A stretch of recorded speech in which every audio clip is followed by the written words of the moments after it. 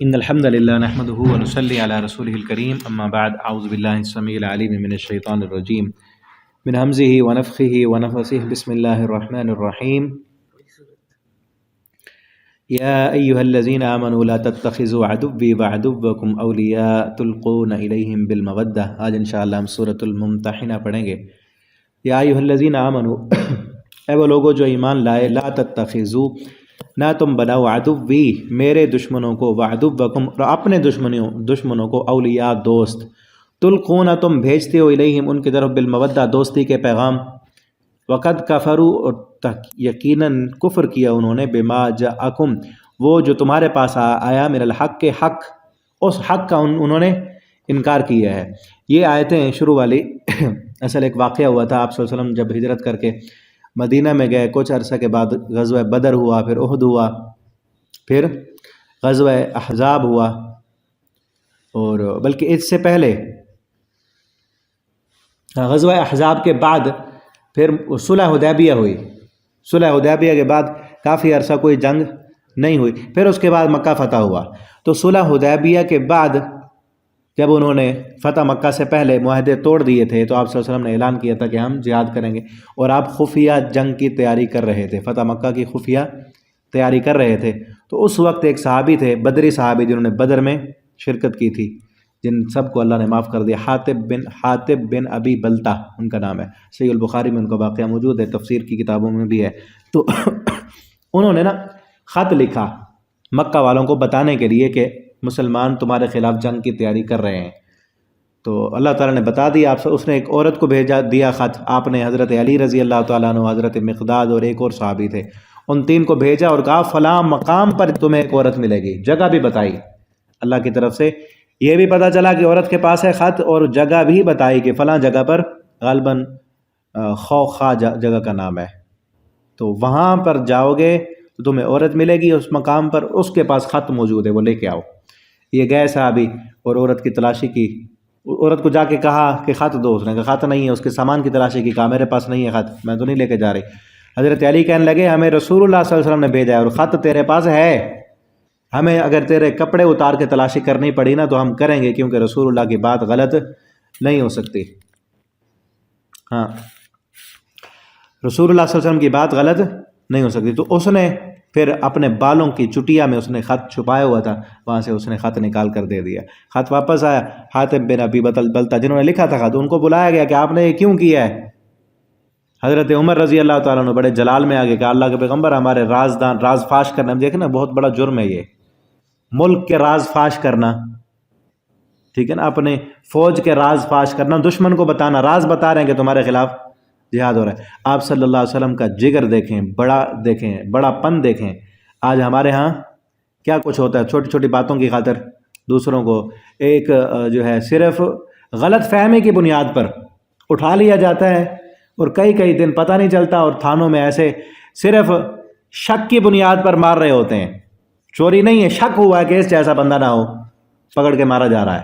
یہاں پہ پکڑا گیا ہے بندہ، یہاں پہ پکڑے گئے. آپ نے پوچھا ہاں بھائی کیا ہے، وہ صحابی کہتا اللہ کے پیغمبر باقی میرے بچے جو ہیں، بیوی اور بچے مسلمان ہو گئے ہیں، باقی جتنے مسلمان ہیں ان کے اگر کوئی رشتہ دار وہاں پہ ہیں مکہ میں تو ان کے دوسرے رشتہ دار بھی ہیں تاکہ ان کی خیر خواہی کریں.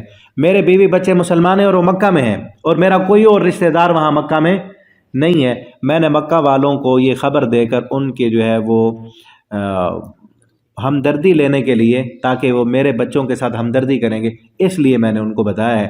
آپ صلی اللہ علیہ وسلم نے اس کی بات سنی اور کہا کہ یہ بدری صحابی ہے، اس کی پیچھے والی نیکیاں یاد کرو. اب تھوڑی سی غلطی ہو جائے نا، ہم پیچھے والی ساری چیزیں بھول جاتے ہیں. ہوتا ہے نا ایسے کہ اس نے یوں کیا تو پیچھے بھول جائیں گے کتنے احسانات اس کے ہیں. وہ سارے ایک غلطی کو پکڑ کر ساری زندگی کی اچھائیاں اس کی بھلا دیں اور لڑائی شروع کر دی. آپ صلی اللہ علیہ وسلم نے فرمایا یہ بدری صحابی ہے، بدر میں اس نے شرکت کی تھی، کوئی بات نہیں، اس سے غلطی ہو گئی تو اس کو معاف کیا ہم نے، اور کہا کہ آئندہ ایسے نہیں کرنا. اللہ تعالیٰ نے بھی صورت میں بات نازل کر کے سمجھا دیا کہ کوئی مسلمان دوبارہ اس طرح نہ کرے، غلطی تو ہو گئی اب دوبارہ نہیں کرنا. تو اس سے کیا معلوم ہوتا ہے کہ بڑے لوگوں کا دل بڑا ہوتا ہے، اور معاف کرنے سے اور زیادہ فائدے مل جاتے ہیں. ٹھیک ہے، غلطی ہو جاتی ہے انسان سے.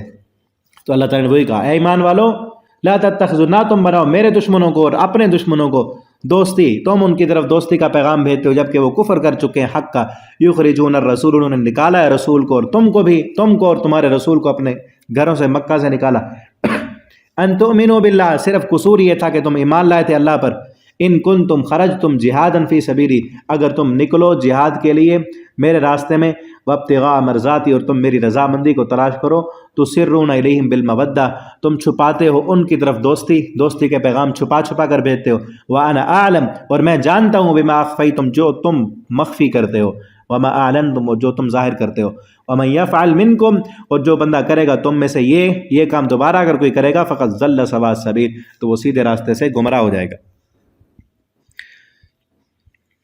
ان یسکفوکم یکونوا لکم اعداء، اگر وہ تمہیں پالیں تو تمہارے دشمن بن جائیں، تم سمجھتے ہو کہ ہم تھوڑی سی ان کو یہ معلومات دے کر وہ ہمارے خیر خواہ بن جائیں گے، تمہارے خیر خواہ نہیں بنتے، وہ تمہارے دشمن ہی ہوں گے۔ وَيَبْسِطُوا إِلَيْهِمْ أَيْدِيَهُمْ، اور وہ بڑھائیں تمہاری طرف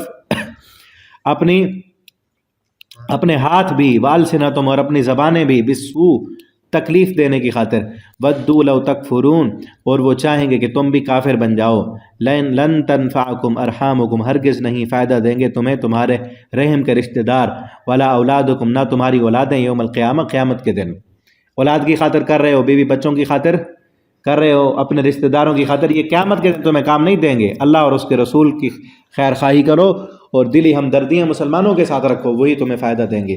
یفصل بینکم، فیصلہ کرے گا وہ تمہارے درمیان، واللہ بما تعملون بصیر، اور اللہ جو تم کر رہے ہو اس کو دیکھنے والا ہے۔ قد کانت لکم اسوۃ حسنہ، تحقیق ہے تمہارے لیے بہترین نمونہ۔ اب دیکھو ابراہیم علیہ السلام، ان کا واقعہ بتایا گیا کہ ان کو دیکھو، تم ان کو نمونہ بناؤ، تم اپنے بیوی بچوں کے لیے یہ کر رہے ہو، تم ان سے ابھی محبت کرتے ہو، لیکن ابراہیم علیہ السلام کی زندگی تمہارے لیے نمونہ نہیں ہے، انہوں نے کس طرح اپنے رشتہ داروں کو سب کو چھوڑ دیا تھا۔ قد کانت لکم اسوۃ حسنہ، تمہارے لیے بہترین نمونہ ہے، فی ابراہیم علیہ السلام کی زندگی، والذین، اور ان لوگوں کی، معہو، جو ابراہیم کے ساتھی تھے، اذ قالوا، جب ان سب نے کہا تھا، لقومہم، اپنی قوم کو، خصوصاً یہ وقت ابراہیم علیہ السلام کی زندگی کا یہ مرحلہ تمہارے لیے بہترین نمونہ ہے۔ کون سا مرحلہ؟ اذ قالوا لقومی، جب انہوں نے اپنی قوم سے کہا تھا، انا براء منکم، بے شک میں بری ہوں تم سے، ومما، اور اس سے، تعبدون من دون اللہ، کہ جس کی تم عبادت کرتے ہو، من دون اللہ، اللہ کے علاوہ، کہ میرا تمہارے ساتھ اب کوئی تعلق نہیں۔ ابراہیم علیہ السلام کی اس زندگی کے اس موڑ کو اپنے لیے نمونہ بنائیں کہ میں تم سے بری ہوں اور تمہارے باطل معبودوں سے بھی بری۔ کفرنا بکم، میں تمہارا انکار کرتا ہوں، وبدا، اور شروع ہو رہی ہے، بیننا، میرے درمیان، وبینکم، اور تمہارے درمیان، العداوہ، دشمنی شروع ہو رہی ہے۔ کس لیے؟